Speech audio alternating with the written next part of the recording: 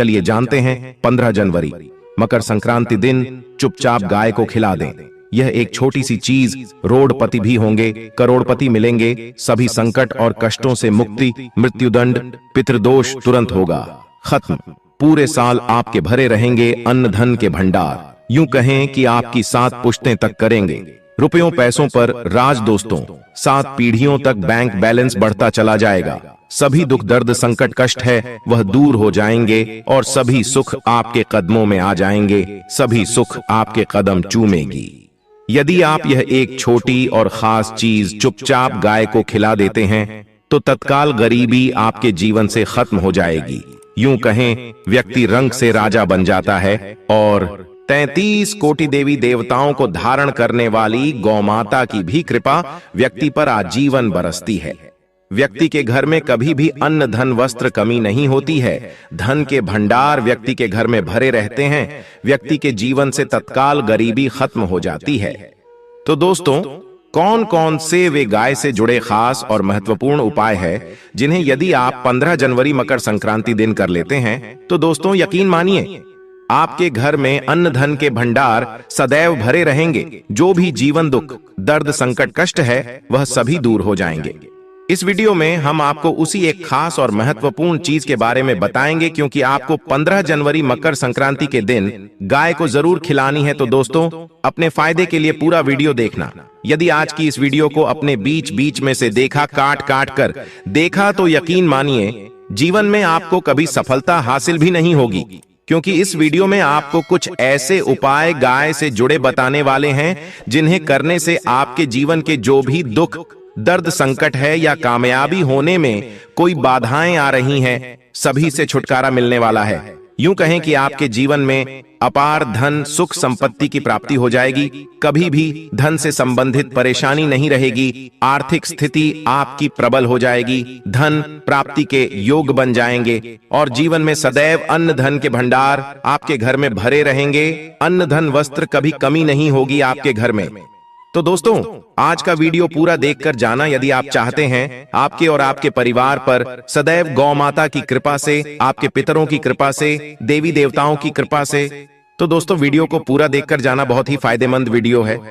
पूरे 500 सालों के बाद ऐसे दुर्लभ संयोग में है, तो पूरा वीडियो देखकर जाना यदि आप लाभ हासिल करना चाहते हैं और 7 पीढ़ियों तक कभी कोई किसी तरह की कमी न हो, ये फल चाहते हैं, तो वीडियो को पूरा देख के जाना। बहुत ही लाभप्रद वीडियो है आपके लिए। दोस्तों, वीडियो को आगे शुरू करें उससे पहले आपसे रिक्वेस्ट करते हैं वीडियो को लाइक कर देना और कमेंट बॉक्स में सच्चे दिल से जय गौ माता जरूर लिख देना, जिससे माता की कृपा आपके और आपके परिवार के ऊपर सदैव बरसती रहे।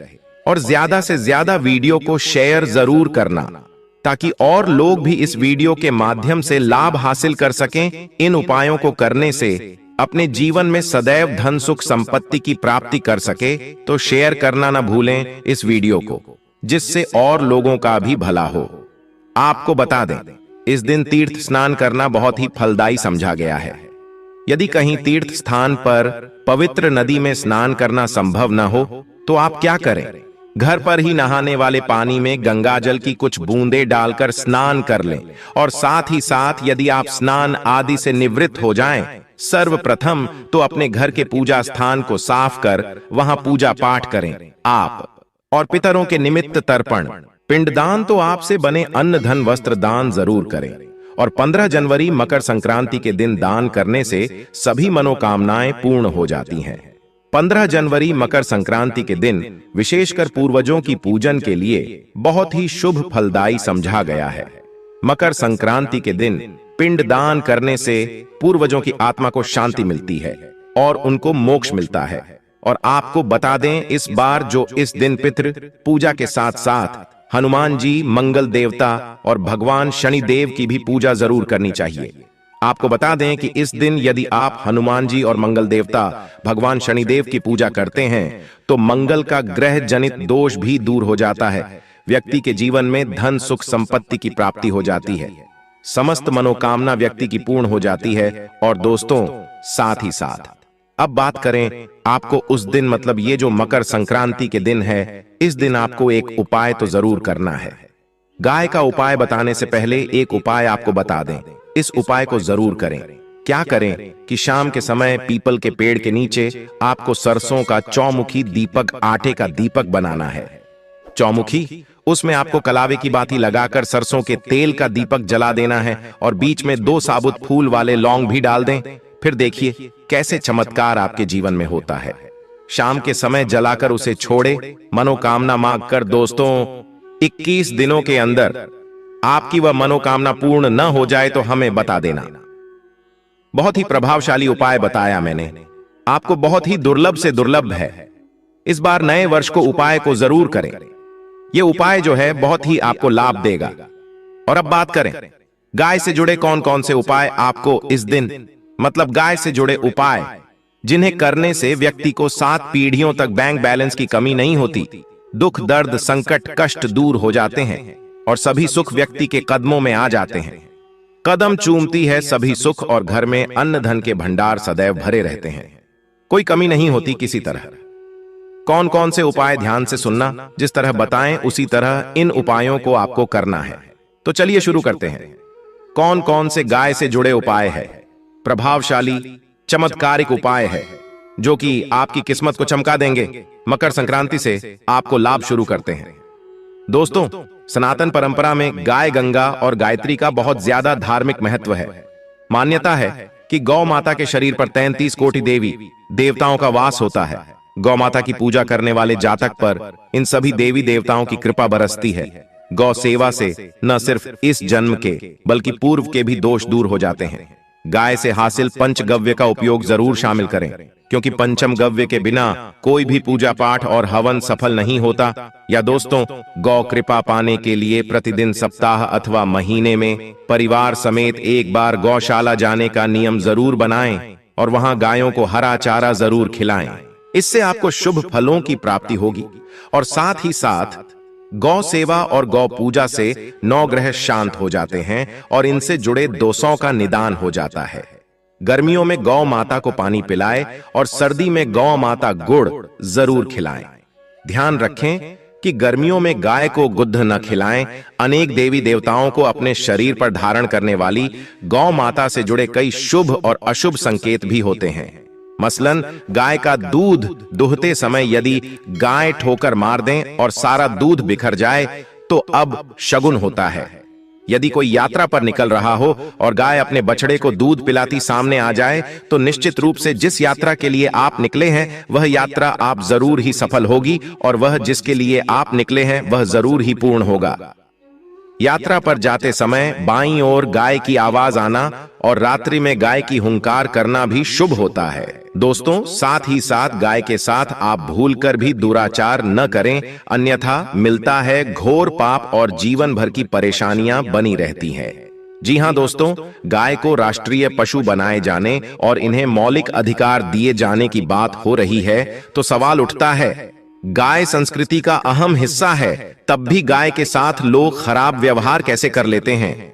गाय दर दर भटकती रहती है भरपेट, इन्हें चारा तक लोग नहीं देते।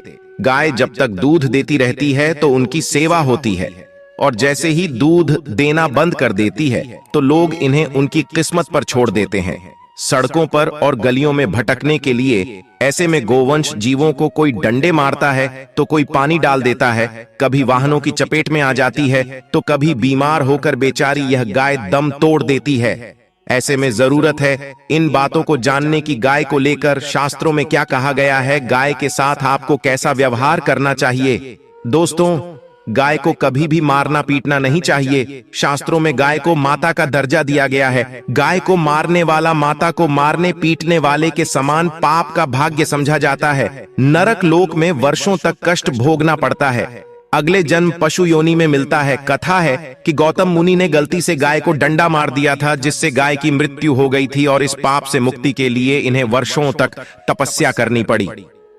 भगवान श्री कृष्ण जी ने बैल स्वरूप में आए वृद्धाश्रम का वध कर दिया था, जिससे मुक्ति के लिए भगवान श्री कृष्ण को संपूर्ण तीर्थों को एक कुंड में बुलाना पड़ा और इस कुंड में स्नान से वह पाप मुक्त हो गए थे।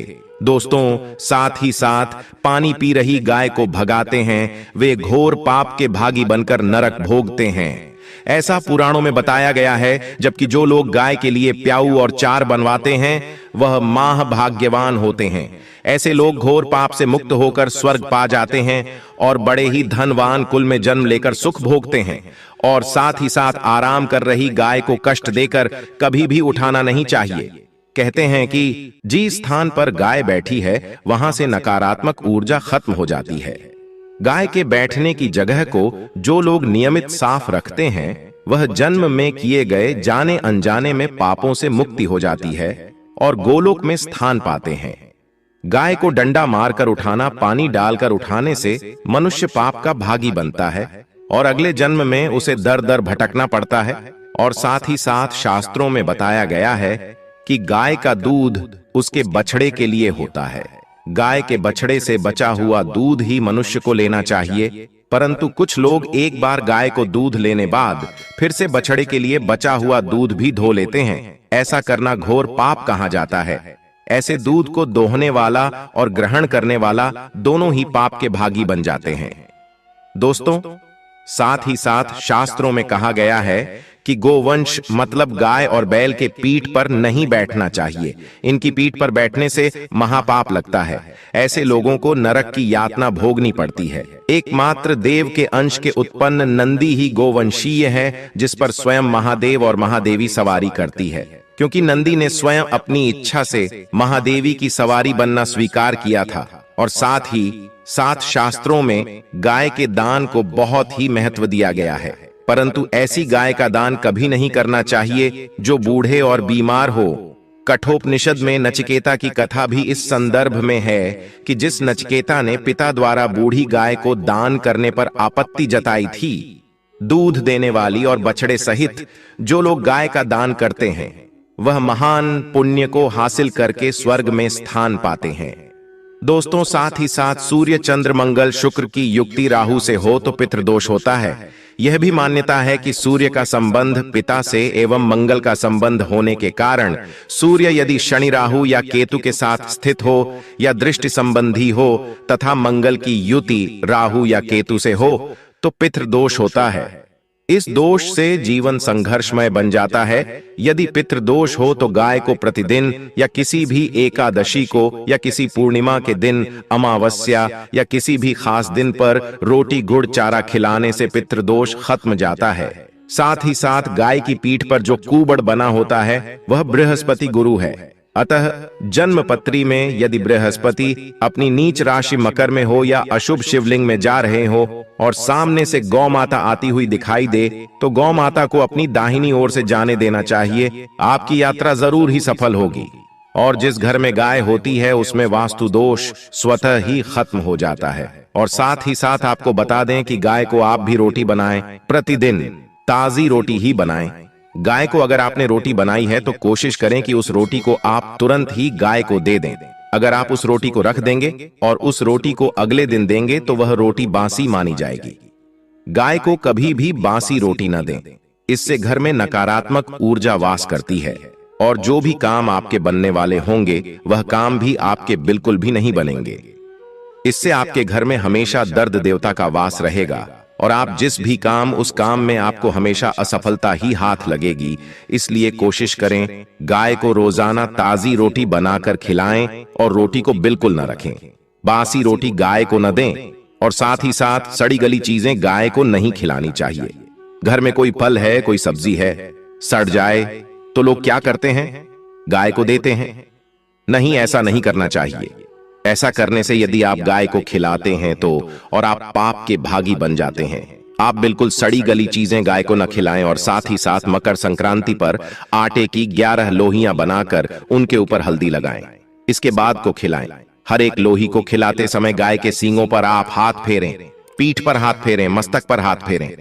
माता गाय के अब चरणों का स्पर्श करें। दोस्तों, ऐसा करने से आपके समस्त काम बनने लगेंगे। जो दुख का समय चल रहा है वे भी खत्म होगा। आपके जीवन में खुशियां ही खुशियां होंगी। और एक बार मकर संक्रांति पर आप 7 बार गाय की परिक्रमा भी कर लें तो आपके समस्त काम होंगे। और मकर संक्रांति पर साथ ही साथ आप गाय को जब भी रोटी दे, रोटी पर या तो आप थोड़ी हल्दी लगा लें या थोड़ा गुड़ रख लें। अगर गुड़ ना हो तो आप थोड़ा घी रख सकते हैं। दोस्तों, गाय को कभी भी सूखी रोटी न खिलाएं। सूखी का मतलब गाय को रोटी खिलाए, उस पर कुछ न कुछ रखकर खिलाएं। हल्दी रख लें, गुड़ रख लें, मिश्री, घी या जो भी रख लें, मतलब खाली नहीं खिलानी है। इतना करने मात्र से आपके जीवन के सभी दुख दर्द समाप्त हो जाएंगे। दोस्तों, यह थे गाय से जुड़े कुछ महत्वपूर्ण उपाय, कुछ बातें। दोस्तों, मकर संक्रांति को सूर्य के संक्रमण का त्योहार माना जाता है। पौष मास में जब सूर्य धनु राशि से मकर राशि में प्रवेश करते हैं, उस काल विशेष को ही संक्रांति कहते हैं। हिंदू धर्म में सूर्य देव को प्रत्यक्ष देव कहा गया है, जो प्रतिदिन साक्षात दर्शन देकर सारे जगत में ऊर्जा का संचार करते हैं। ज्योतिष में सूर्य को नव ग्रहों का स्वामी कहा जाता है। मान्यता है कि सूर्य अपनी नियमित गति से राशि परिवर्तन करता है। सूर्य के इसी राशि परिवर्तन को संक्रांति कहा जाता है। इस तरह साल में 12 संक्रांति तिथियां पड़ती हैं, जिनमें से मकर संक्रांति सबसे महत्वपूर्ण है। दोस्तों, इस पर्व के साथ ही करीब 1 महीने से जारी खरमास समाप्त होता है और रुके हुए सभी शुभ कार्य एक बार फिर से शुरू हो जाते हैं। मकर संक्रांति साल का पहला पर्व होता है और यही एक पर्व है जिसे पूरे भारत में किसी न किसी रूप में जरूर मनाया जाता है। भारत में अलग अलग राज्यों में भिन्न प्रकार के लोग अलग अलग बोलियां बोलते हैं। उनके सांस्कृतिक रीति रिवाजों के अनुसार ही मकर संक्रांति का पर्व विभिन्न नामों से जाना जाता है और इसके मनाने के तरीके भी थोड़े बहुत अलग होते हैं।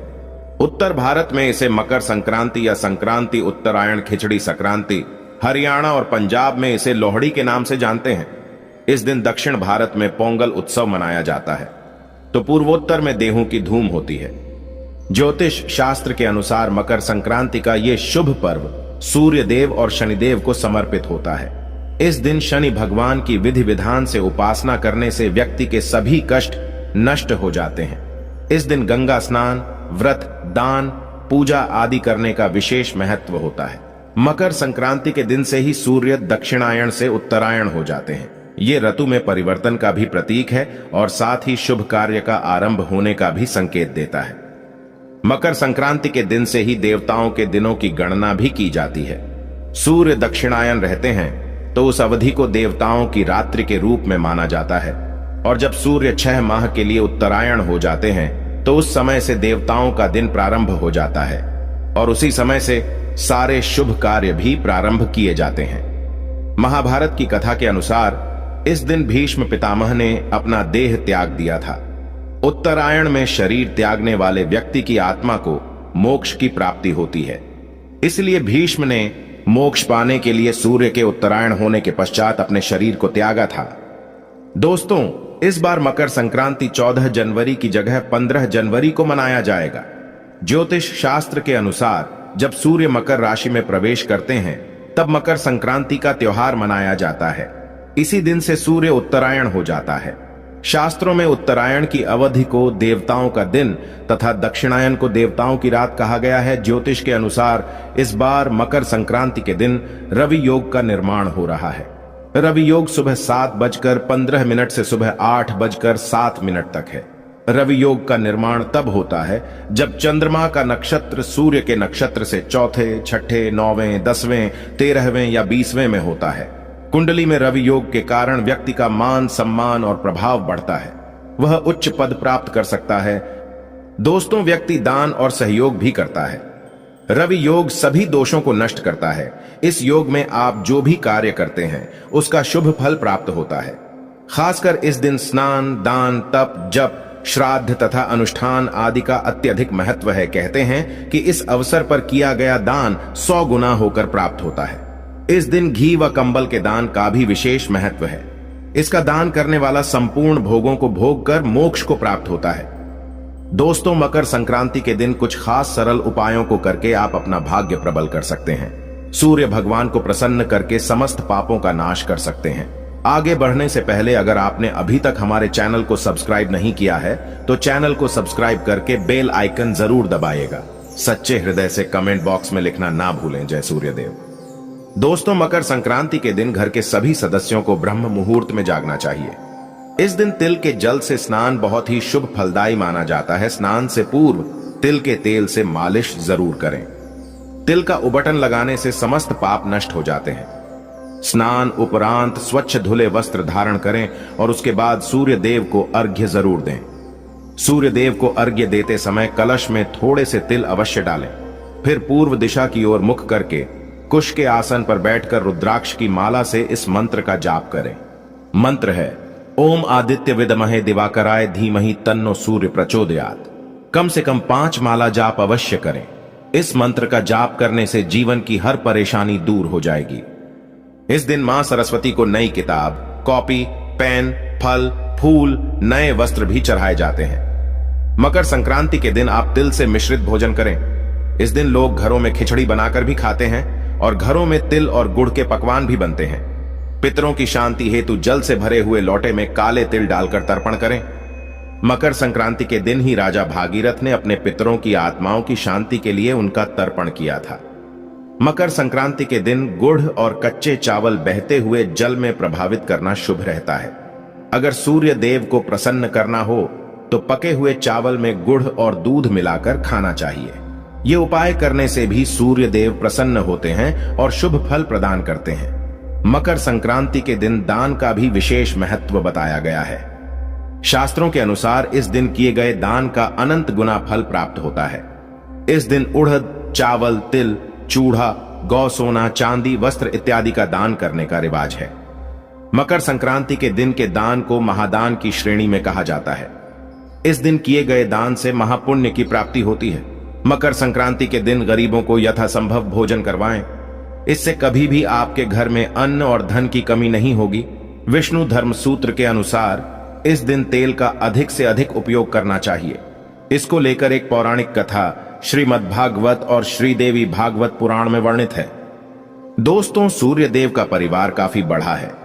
उनकी संज्ञा और छाया नाम की 2 पत्नियां और 10 संतानें हैं, जिसमें से यमराज और शनि देव जैसे पुत्र और यमुना जैसी बेटियां शामिल हैं। दोस्तों, मनुस्मृति के रचयिता बेबस मत मनु भी सूर्य पुत्र ही है। कथा के अनुसार शनि महाराज का अपने पिता से वैर भाव था, क्योंकि सूर्य देव ने उनकी माता छाया को अपनी दूसरी पत्नी संध्या के पुत्र यमराज से भेदभाव करते देख लिया था।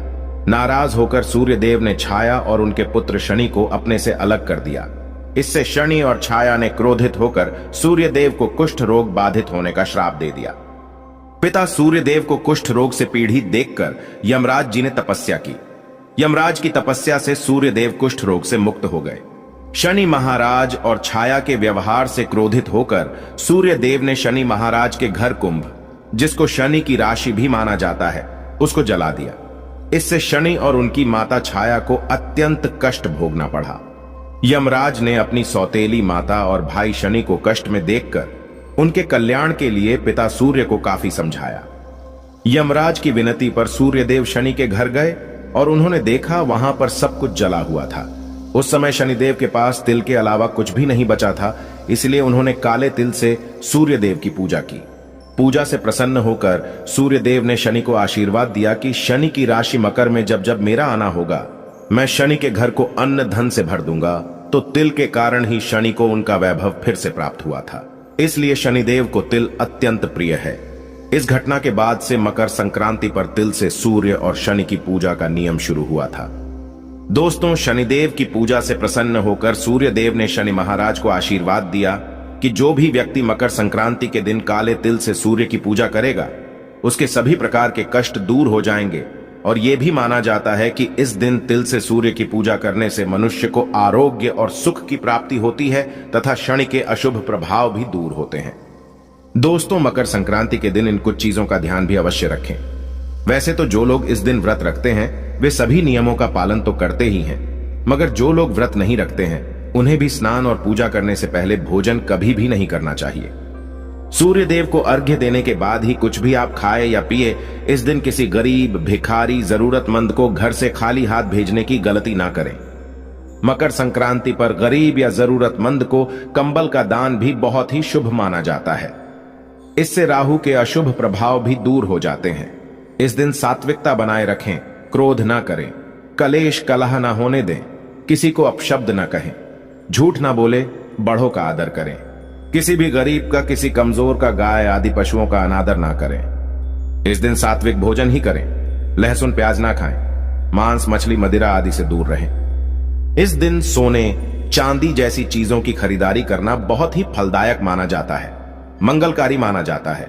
विशेष रूप से आप इस दिन मां लक्ष्मी के चरण पादुका घर पर लाएं, कमल गट्टे की माला लाएं, उन्हें लाल चुनरी चढ़ाएं, लाल सुपारी इलायची चढ़ाएं। मां लक्ष्मी को प्रसन्न करने के लिए मकर संक्रांति के दिन आप अपने घर में मीठे व्यंजन अवश्य बनाएं और उन्हें अर्पित कर दें। ऐसी कुछ खाने की खास चीजें जो आप मां को अर्पण करते हैं और प्रसाद स्वरूप परिवार के साथ अगर ग्रहण करते हैं तो मां लक्ष्मी प्रसन्न होकर धन की वर्षा करती है। दोस्तों, अब ये बात तो सर्वशुद्ध है कि मकर संक्रांति के दिन तिल और गुड़ के लड्डू बनाए जाते हैं, देवी मां को अर्पित किए जाते हैं और रिश्तेदारों में बांटे जाते हैं। तो तिल गुड़ के लड्डू आप महालक्ष्मी को जरूर अर्पित करें। इस दिन अभिजीत मुहूर्त दोपहर 12:09 से लेकर दोपहर 12:52 तक रहेगा। इस अभिजीत मुहूर्त में तिल गुड़ के लड्डू का प्रसाद परिवार के साथ खाएं और रिश्तेदारों में बांटें। इससे महालक्ष्मी की कृपा से धन की प्राप्ति में सुलभता आती है। आपकी तिजोरी में साल भर धन का आगमन होता रहता है।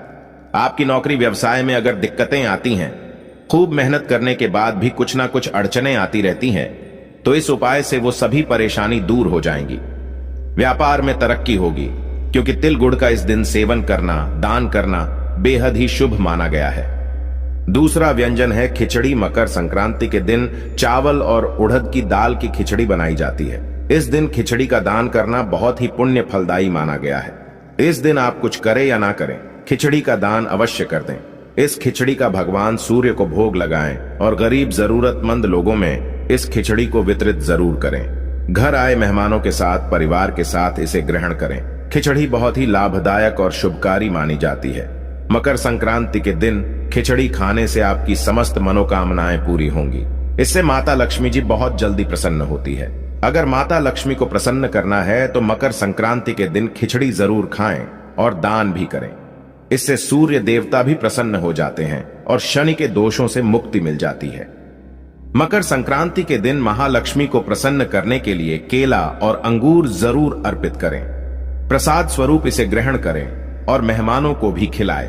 अगर परिवार का कोई सदस्य लंबे समय से बीमार चल रहा है तो उसे संक्रांति के दिन अभिजीत मुहूर्त के समय इन फलों का प्रसाद जरूर खिलाएं। काफी ज्यादा हद तक बीमारी से राहत मिल जाती है। अपने पितरों देवों को प्रसन्न करने हेतु आप इस दिन उनके नाम से पूजा स्थल पर केला जरूर अर्पित करें। इससे पितृदेव प्रसन्न होते हैं, पितृदोषों में कमी आ जाती है। दोस्तों, अगली चीज जिसको खाने से घर में सदैव मां लक्ष्मी जी वास करती है और वो है नमक। वैसे तो आप खिचड़ी में चावल और उड़द की दाल के साथ घी और नमक का प्रयोग तो करेंगे ही, लेकिन मकर संक्रांति के दिन आपको थोड़ा सा नमक अभिजीत मुहूर्त में जरूर खा लेना चाहिए। तो हाथ में थोड़ा सा नमक लें और इसे खा लें, और इससे आपके ऊपर माता लक्ष्मी जी की कृपा सदैव बनी रहेगी। घर में धन धान्य की कमी कभी नहीं होगी। नौकरी व्यवसाय में अच्छे लाभ होंगे, धन के नए स्रोत बढ़ेंगे। आश्चर्यजनक रूप से अचानक आपको धन लाभ होगा। आपके कार्य भिन्न तरीके से पूर्ण होंगे। इस दिन नमक का सेवन बहुत ही शुभ फलदायक होता है, इसलिए नमक का सेवन हर हाल में करें। दोस्तों, पांचवी चीज जो बहुत ही लाभदायक होती है और वो है शकरकंद। मकर संक्रांति के दिन महालक्ष्मी को शकरकंद का भोग जरूर लगाएं, फिर इसे स्वयं खाएं और अपने घर के पूरे सदस्य को खिलाएं। शकरकंद खाने से आपके घर में माता लक्ष्मी का आगमन हो जाता है। इस दिन शकरकंद खाना बहुत ही लाभकारी होता है। इससे धन धान्य में कभी नहीं आती कमी, संपन्नता आती है सदैव घर में, सदैव सुख समृद्धि बनी रहती है। दोस्तों, इन सब के साथ ही इस दिन चना, मूंगफली, बेल का फल, अमरूद इत्यादि का सेवन और दान भी शुभ फलदायी माना जाता है। मकर संक्रांति के दिन पूजा स्थान के साथ ही अपने मुख्य द्वार पर दीपक अवश्य जलाएं और इन चीजों का ध्यान अवश्य रखें।